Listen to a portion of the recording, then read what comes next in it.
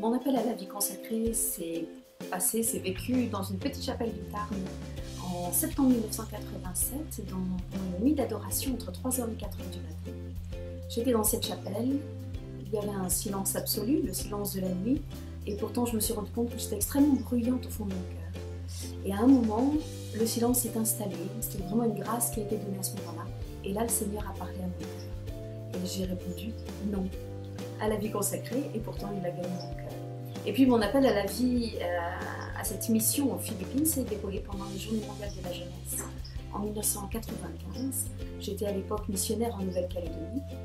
Et donc je suis venue ici, j'ai participé aux Journées mondiales de la jeunesse et en visitant une association, et bien là aussi ça a été comme un appel, dans mon appel de vie consacrée, et bien de revenir ici et de commencer une mission pour la jeunesse. Alors, mon arrivée aux Philippines, elle a été progressive parce que j'étais venue pour un Journée mondiale jeunesse. Puis, lorsque nous avons pris, avec la communauté à laquelle j'appartenais, la décision de fonder ici, eh bien, je suis revenue à 2 reprises rencontrer le cardinal Sina. La dimension de la pauvreté ne m'a pas forcément marquée. Ce qui a été pour moi davantage un choc, ça a été la rencontre avec une culture où la vie semblait comme sans valeur, c'est-à-dire que les enfants mouraient.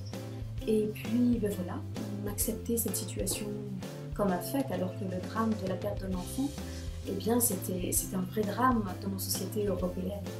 Donc voilà, c'était cette valeur de la vie qui me semblait être mise à mal ici. Et donc voilà, ça a été, là a été le choc entre ce que je portais. J'ai vraiment décidé de me battre pour que la vie soit victorieuse dans ce pays. Lorsque nous sommes arrivés, eh bien, nous avons eu 2 béquilles.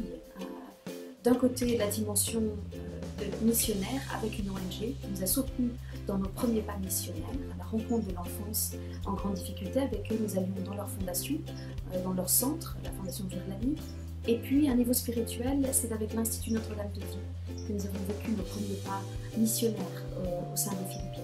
Donc, avec une béquille spirituelle et une béquille missionnaire, eh bien, nous avons comme ça avancé les premières années, jusqu'à ce moment où nous avons trouvé vraiment quelle serait notre propre personnalité missionnaire, qui serait de préparer des jeunes à leur intégration en société. Et donc nous avons vraiment pris ce développement missionnaire comme étant notre voie, notre charisme à nous, qui était de relever cette jeunesse dans un premier temps, et ensuite de la préparer pour la vie en société.